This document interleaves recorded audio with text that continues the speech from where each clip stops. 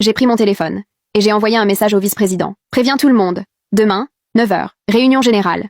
Présence obligatoire. La réponse est arrivée presque immédiatement. Bien reçu, monsieur Carter. Le lendemain matin, je suis arrivée comme d'habitude. Dès que je suis sortie de la voiture, je l'ai vue, Ashley.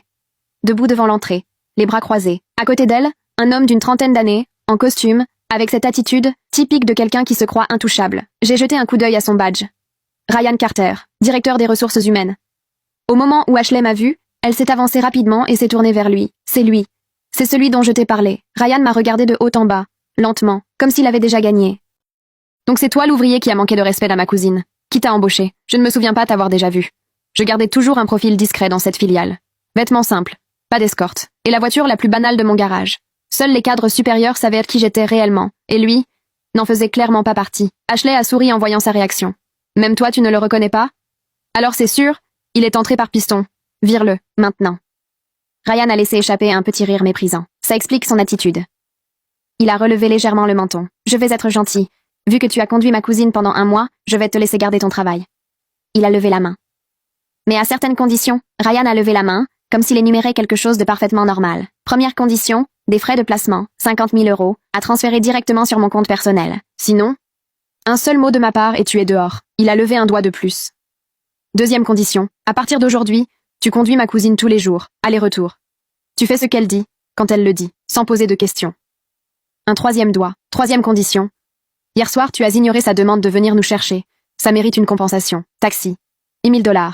Karaoké et boisson, 4 000. Et comme elle n'a pas pu dormir de la nuit, 10 000 pour le préjudice moral. Il a fait une pause, puis a conclu calmement. Total, 65 000. Espèce ou virement, je suis restée immobile. À encaisser. Dans ma propre entreprise, on me demandait de payer. Devant l'entrée, en plein jour. Sans aucune gêne. Ryan a sorti son téléphone et m'a montré un QR code de paiement. Ashley, à côté de lui, savourait la scène. Autour de nous, plusieurs employés s'étaient rassemblés. Personne n'avait l'air surpris.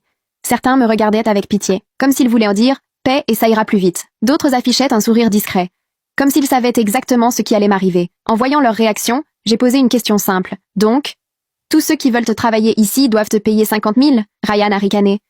Ça dépend. Quelqu'un comme toi, qui est entré sans suivre la procédure normale, et moi qui arrange ton dossier, tu ne trouves pas ça normal de compenser? Ashley a hoché la tête avec enthousiasme. Exactement. Le fait que mon cousin accepte ton argent, c'est déjà une chance pour toi. Comme quand je monte dans ta voiture, c'est un privilège. J'ai marqué une pause. Et si je refuse? Ryan n'a même pas hésité. Il a rangé son téléphone lentement, comme quelqu'un qui avait déjà décidé de la suite. Si tu refuses, dans 15 minutes, tu es viré. Tes affaires dans une boîte. La sécurité te sort du bâtiment. Il m'a regardé droit dans les yeux. Et je m'assurerai que tu ne retrouves jamais de travail dans ce secteur. Petite pause. J'ai des contacts. Ashley a croisé les bras, satisfaite. On t'avait prévenu hier. Mais tu as raccroché, 2 fois. Maintenant, le prix a augmenté. Autour de nous, les employés formaient un cercle. Personne ne bougeait. Certains regardèrent le sol. D'autres me regardaient, comme s'ils avaient déjà vécu la même chose. Comme si c'était normal. Comme si c'était comme ça que ça fonctionnait ici. J'ai mis les mains dans les poches. Je les ai regardés tous les deux quelques secondes. Intéressant, ai-je finalement dit. Ryan a légèrement froncé les sourcils. Intéressant? Oui, j'ai hoché lentement la tête. Ça fait des semaines que j'essaie de comprendre pourquoi cette filiale a les pires résultats de tout le groupe. Je me suis arrêtée un instant. Chiffres faibles, départs en masse, des employés compétents qui disparaissent sans explication. Je l'ai regardé. Maintenant, je comprends parfaitement. Ryan a laissé échapper un rire court. Regardez-moi ça. Il philosophe maintenant. Il s'est tourné vers les autres. Vous avez déjà vu ça? Quelques rires nerveux. Ashley riait aussi. Ryan s'est tourné à nouveau vers moi. 30 secondes. Tu paies ou j'appelle la sécurité? Je l'ai regardé. Puis Ashley. Puis les employés autour. Le silence était lourd. Très bien. Ryan a souri. Ashley aussi. Très bien. Ai-je répété. Mais avant, je dois passer un appel. Ryan a levé les yeux au ciel. Tu ne vas appeler personne qui peut t'aider. Je t'ai déjà dit, mes contacts, ce n'est pas dans ce secteur. Ai-je coupé calmement. C'est le vice-président. Je veux juste confirmer la réunion de 9 heures. Silence. Ryan a cligné des yeux. Quelle réunion?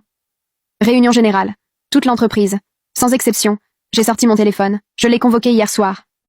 Tu n'as pas reçu le message? J'ai vu le moment exact où quelque chose a changé dans son expression. Pas encore de la peur, mais une fissure. Je n'ai rien reçu. Étrange. Je regardais mon écran. Parce que le message a été envoyé à tout le monde. À ce moment précis, son téléphone a vibré. Puis encore. Puis encore. Il a hésité avant de le sortir. Ses yeux ont parcouru l'écran. Et la fissure s'est agrandie. C'est un message interne, a-t-il murmuré. Oui, je l'ai regardé.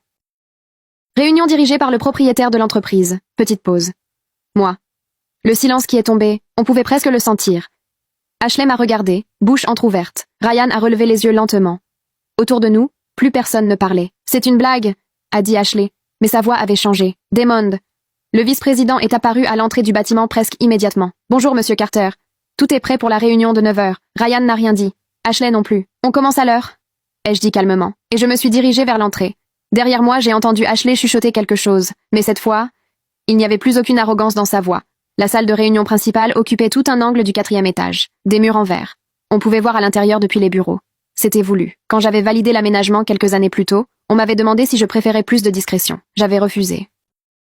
Je voulais que les employés voient, qu'ils sachent que les décisions ne se prenaient pas dans l'ombre. Ce jour-là, ça allait servir autrement.